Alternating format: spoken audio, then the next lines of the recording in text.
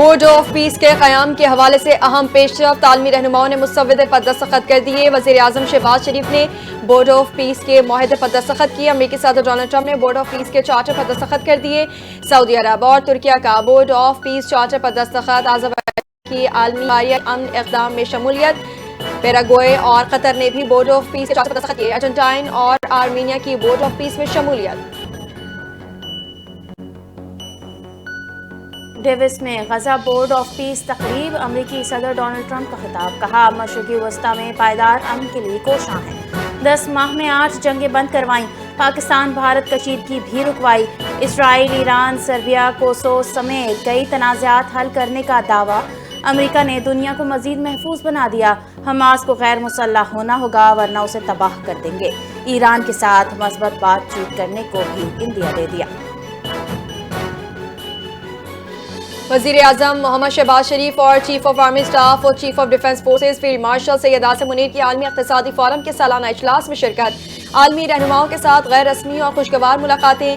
وزیر اعظم و field marshal نے آذربائیجان کے صدر الہام ایلیوف، امریکہ کے secretary of state Marco Rubio اور سعودی عرب کے وزیر خارجہ شہزادہ فیصل بن فرحان ال سعود سمیت متعدد عالمی رہنماؤں سے ملاقاتیں کی۔ وزیر اعظم اور فیلڈ مارشل کی امریکی صدر ڈونلڈ ٹرمپ کے خصوصی خطاب میں بھی شرکت۔ عالمی معیشت، تعاون اور عالمی چیلنجز پر غور۔ ڈیوس میں بورڈ آف پیس کے چارٹر پر دستخط کی تقریب، پاکستان کی سیاسی اور عسکری قیادت کو خصوصی اہمیت حاصل رہی۔ تقریب کے دوران عالمی رہنماؤں کی توجہ پاکستان کی قیادت پر مرکوز۔ امریکی صدر ڈونلڈ ٹرمپ کا فیلڈ مارشل سید عاصم منیر کی طرف اشارہ کرتے ہوئے مسکراہٹ کے ساتھ خیر مقدم۔ پاکستان کی عسکری قیادت کی بین الاقوامی سطح پر پذیرائی کا اظہار ہوا۔ عالمی رہنماؤں کا امن، تعاون اور مشترکہ کوششوں کے عزم پر زور۔ اسلام آباد ویژن 2027 اگلے ماہ پیش کیا جائے گا۔ اسلام آباد کو یونیورسٹی ٹاؤن میں تبدیل کیا جائے گا۔ وفاقی وزیر داخلہ محسن نقوی کا وزیر اعظم لیپ ٹاپ پروگرام کے تحت طلباء میں لیپ ٹاپ کی تقسیم کی تقریب سے خطاب، کہا کہ مستقبل میں پولیس افسران بھی قائد اعظم یونیورسٹی کے گریجویٹس ہوں گے۔ یونیورسٹی سے متعلق متعدد منصوبوں پر مشاورت کی جائے گی۔ حکومت طلباء کو ہر ممکن سہولت فراہم کرے گی تاکہ وہ تعلیم اور ٹیکنالوجی میں آگے بڑھ سکیں۔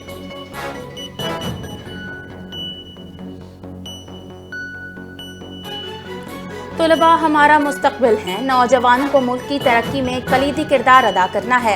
وفاقی وزیر داخلہ وزیر دفاع خواجہ آصف کا سیالکوٹ میں منعقدہ تقریب سے خطاب، کہا وزیر اعظم لیپ ٹاپ پروگرام نے نوجوانوں کو بااختیار بنایا۔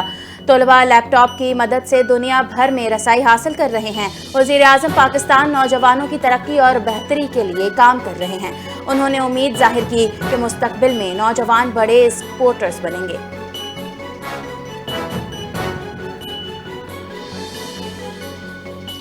صدر مملکت آصف علی زرداری نے ہائی کورٹس کے ایڈیشنل ججز کی توثیق کی منظوری دے دی۔ سندھ، لاہور اور پشاور ہائی کورٹس کے ایڈیشنل ججز مستقل مقرر۔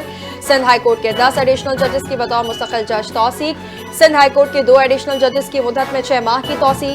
لاہور ہائی کورٹ کے 11 ایڈیشنل ججز کی توثیق کی منظوری۔ لاہور ہائی کورٹ کے 1 ایڈیشنل جج کی مدت میں 6 ماہ کی توسیع منظوری وزیر اعظم کے مشورے پر دی گئی۔ دوسری جانب صدر مملکت نے پارلیمنٹ کا مشترکہ اجلاس طلب کر لیا۔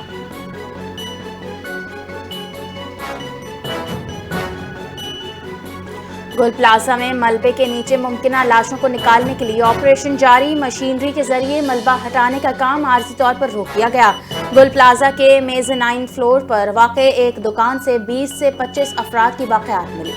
ڈی سی ساؤتھ جاوید نبی کھوسو نے بتایا گل پلازہ میں 55 سے 60 افراد جاں بحق ہوئے، 48 افراد کا پوسٹ مارٹم ہو چکا، 86 افراد تاحال لاپتہ۔ ریسکیو حکام کے مطابق اب تک مرنے والے 14 افراد کی شناخت کر لی گئی ہے۔ سانحہ گل پلازہ پر شہر قائد میں چھٹے روز بھی سوگ کا سما۔ ڈپٹی کمشنر ساؤتھ آفس میں لاپتہ افراد کی اپڈیٹ فہرست آویزہ کر دی گئی۔ کل 77 افراد کے نام شامل، اس سے قبل 88 افراد کی لسٹ جاری کی گئی تھی۔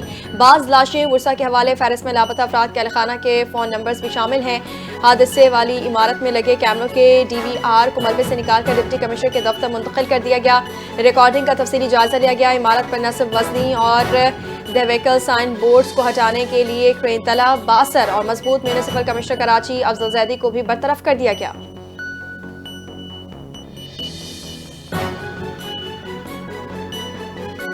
کراچی میں گل پلازا پر چھٹے روز بھی امدادی سرگرمیاں جاری ہیں۔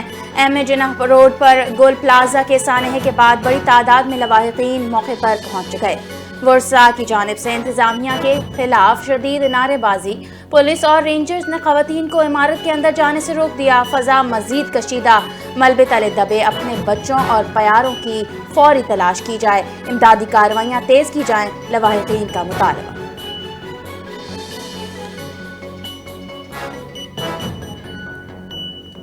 گل پلازا میں آگ لگنے کے وقت تمام دروازے کھلے تھے۔ کھلے دروازوں کی وجہ سے سینکڑوں افراد محفوظ طور پر باہر نکلنے میں کامیاب ہوئے۔ کمیٹی صدر تنویر پاسا کی میڈیا سے گفتگو کہا، واقعے کے وقت مارکیٹ میں تقریباً 4000 سے زائد افراد موجود تھے۔ حفاظتی اقدام کے طور پر آگ کے وقت بجلی بند کرائی گئی۔ میرے خلاف سوشل میڈیا پر منفی پروپیگنڈے سے کوئی اثر نہیں پڑتا۔ گل پلازا اور آر جے مال کے مالکان الگ الگ ہیں، دونوں کا کوئی تعلق نہیں۔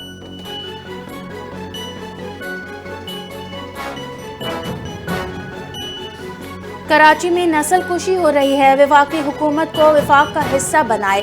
ایم کیو ایم اپنی ذمہ داری بخوبی سمجھتی ہے، ریاست سے کراچی کے تحفظ کا مطالبہ۔ کراچی کے شہریوں کے لیے خون اور حادثات کی حد عبور، نسل کشی کا سنگین مسئلہ۔ بات کے لہجے پر نہیں بلکہ مطالبے کی اصل نوعیت پر توجہ دی جائے۔ ایم کیو ایم نے رو کے اسلحے کو ریاست کے حوالے کر کے امن و قانون کے لیے تعاون کیا۔ پیپلز پارٹی کو بتایا گیا کہ ایم کیو ایم نے ریاست کے ساتھ مل کر مسائل حل کی۔ مصطفیٰ کمال متحدہ کی چیئرمین شپ نہ ملنے پر جذباتی ہو گئے۔ ان کے بیانات اب کارکنان بھی سنجیدہ نہیں لیتے۔ کراچی کے انفراسٹرکچر کی بربادی میں مصطفیٰ کمال اور متحدہ کا بڑا کردار ہے۔ پاکستان پیپلز پارٹی سندھ کے جنرل سیکریٹری سینیٹر وقار مہدی کا ایم کیو ایم رہنماؤں کے بیانات پر رد عمل، کہا ایم کیو ایم کا وتیرہ جھوٹ بولنا اور عوام کو گمراہ کرنا ہے۔ انہوں نے واضح کیا کہ پیپلز پارٹی دکھ اور غم کی اس گھڑی میں عوام کے ساتھ کھڑی ہے۔ I S P R winter internship programme ملک بھر میں جاری۔ تجزیہ نگار احمد حسن العربی کی طلبہ کے ساتھ خصوصی نشست۔ احمد احسن نے طلبہ سے گفتگو کرتے ہوئے کہا، فتنہ الخوارج کے نظریاتی بیانیے کو سمجھنا لازمی ہے۔ دہشت گرد عناصر کو بھارت کی پشت پناہی حاصل ہے۔ بلوچستان میں سرگرم دہشت گرد تنظیمیں بلوچ قوم کی دشمن قرار دے دی گئیں۔ نوجوانوں کا ملک کو دہشت گردی سے پاک کرنے کے عزم کا اعادہ۔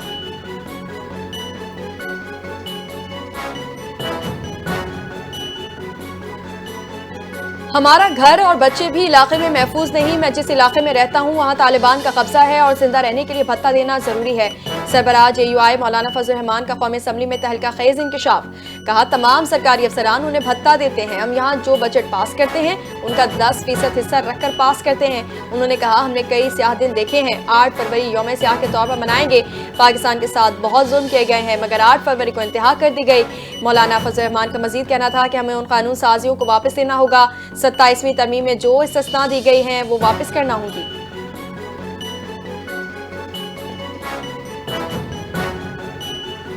اسلام آباد میں وزیر دفاع خواجہ محمد آصف کی جنوب مشرقی ایشیائی ممالک کی تنظیم آسیان کے سفیروں سے ملاقات۔ علاقائی اور بین الاقوامی سلامتی، دفاعی تعاون اور پاکستان اور آسیان کے رکن ممالک کے درمیان تعلقات کو مضبوط بنانے پر تفصیلی تبادلہ خیال۔ وزیر دفاع علاقائی امن و استحکام کے لیے مذاکرات، باہمی احترام اور تعاون کی حمایت پر زور۔ آسیانی ممالک کے ساتھ تعلقات مضبوط بنانے کے لیے پاکستان کے عزم کو اجاگر کیا۔ آسیان کے سفیروں کا مختلف شعبوں میں تعاون کو مزید مضبوط بنانے میں دلچسپی کا اظہار۔ وفاقی وزیر اطلاعات عطا تارڑ کی پریس ایسوسی ایشن آف سپریم کورٹ کے سالانہ انتخابات میں 9 منتخب عہدیداران کو مبارکباد۔ صحافتی فورم کی اہمیت اور باوقار کردار کو سراہا، کہا کہ صحافتی فورم عدالت رپورٹنگ میں پیشہ ورانہ اقدار اور ذمہ دار صحافت کا کردار ادا کر رہا ہے۔ حکومت صحافیوں کی آزادی، تحفظ اور مسائل کے حل کے لیے تعاون جاری رکھے گا۔ نئی قیادت صحافی برادری کے حقوق اور فلاح و بہبود کے لیے اہم کردار ادا کرے گی۔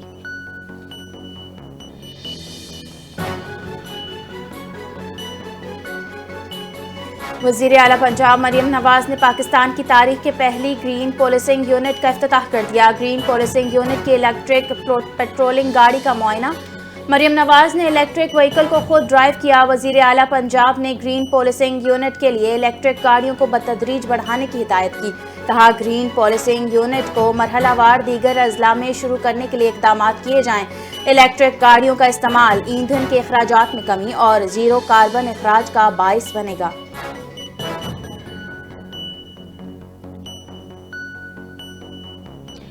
وزیر اطلاعات پنجاب اسما بخاری کی زیر صدارت جرنلسٹ ہاؤسنگ فاؤنڈیشن کے 44ویں بورڈ آف گورننس کا اجلاس. صحافی کالونی فیز 2 کا ماسٹر پلان منظور. کالونی میں اسکول، روڈ، کمرشل ایریا اور پارکس بنائے جائیں گے. زمین کی خریداری مکمل. صحافیوں کو 5 مرلے کے 3200 پلاٹ تقسیم کیے جائیں گے. فروری میں وزیر اعلیٰ پنجاب خود الاٹمنٹ لیٹرز دیں گی.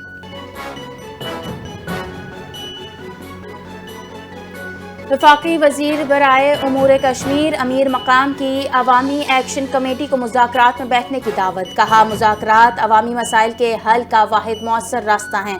صحت کارڈ پروگرام بحال کر کے عوام کو معیاری طبی سہولیات فراہم کی جائیں گی.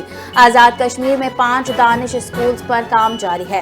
تعلیمی اصلاحات میں پیش رفت ہو رہی ہے. وفاقی وزیر نے عوامی ایکشن کمیٹی سے اپیل کی کہ آئندہ اجلاس میں شریک ہو کر سنجیدہ مذاکرات کریں.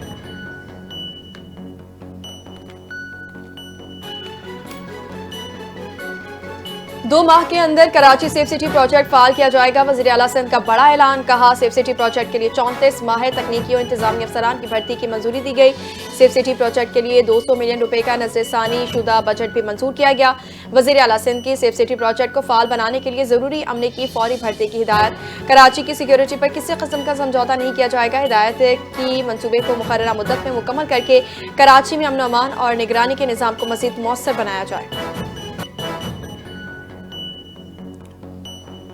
سندھ کے سینئر وزیر شرجیل انعام میمن کی زیر صدارت محکمہ ٹرانسپورٹ اور ماس ٹرانزٹ اجلاس. ریڈ لائن اور یلو ریڈ لائن BRT منصوبوں میں پیش رفت کا تفصیلی جائزہ. کراچی میں نئی EV بسز اور EV ٹیکسی شروع کرنے کی تیاری. سینیٹر تاج حیدر پول کے دوسرے حصے کا کام جاری، جلد مکمل ہونے کی توقع. کہا BRT منصوبے شہر کے اہم مقامات اور کاروباری مراکز کو جوڑیں گے.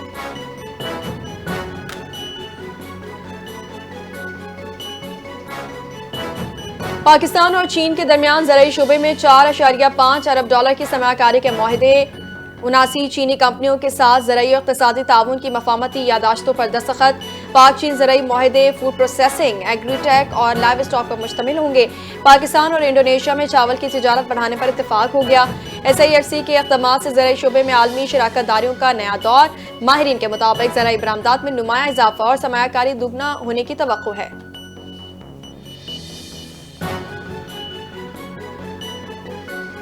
کراچی میں باران رحمت. مختلف علاقوں میں بارش اور بوندا باندی کا سلسلہ وقفے سے جاری ہے. بلدیہ ٹاؤن اور انگیس اور جانی گلشن معمار سپر ہائی وے پر بادل برف پڑے. گڈانی میں بھی بارش ریکارڈ. صدر میں بھی بوندا باندی سے سڑکیں جل تھل ہو گئیں. احسن آباد میں تیز ہواؤں کے ساتھ ہلکی بارش. شہر بھر میں موسم سرد ہو گیا. کراچی میں آج ہلکی بارش اور بوندا باندی کا سلسلہ شام تک وقفے سے جاری رہ سکتا ہے.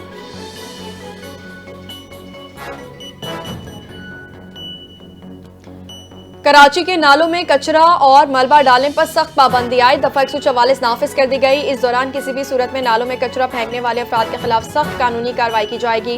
کمشنر کراچی کی وارننگ. متعلقہ SHOs کو مکمل اختیارات تفویض.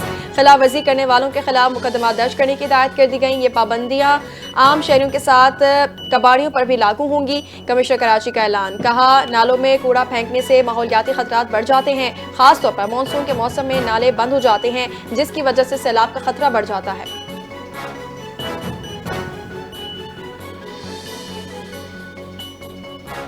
کے الیکٹرک کا دھابیجی پمپنگ اسٹیشن پر 11 kV شٹ ڈاؤن. باضابطہ شیڈیول جاری. سالانہ مینٹیننس 23 جنوری کو ہوگی. شٹ ڈاؤن 8.5 گھنٹوں پر محیط ہے. صبح 10 بجے سے شام 6:30 بجے تک بجلی کی فراہمی معطل رہے گی. پانی کی فراہمی میں تقریباً 60 ملین گیلن کمی کا خدشہ ظاہر کیا گیا. لیاری، صدر اور چنیسر ٹاؤن کے بعض علاقوں میں پانی جزوی متاثر ہوگا. بنگلہ دیش کا فیصلہ تبدیل نہ کرنے کا اعلان. بنگلہ دیش کی ٹیم ورلڈ کپ کے لیے بھارت نہیں جائے گی. ICC نے ہمارے موقف کو تسلیم نہیں کیا. مشیر کھیل بنگلہ دیش ڈاکٹر آصف نذرل کا بیان. ICC نے گزشتہ روز بنگلہ دیش کی بھارت نہ جانے کی درخواست مسترد کی تھی۔ ICC نے بنگلہ دیش کو فیصلے پر نظر ثانی کے لیے 1 دن کی مہلت دی تھی۔ بنگلہ دیش نے سیکیورٹی خدشات پر ٹیم بھارت نہ بھیجنے کا اعلان کیا۔ بھارت نے مودی سرکار کے کہنے پر مستفیض الرحمان کو IPL سے نکالا تھا۔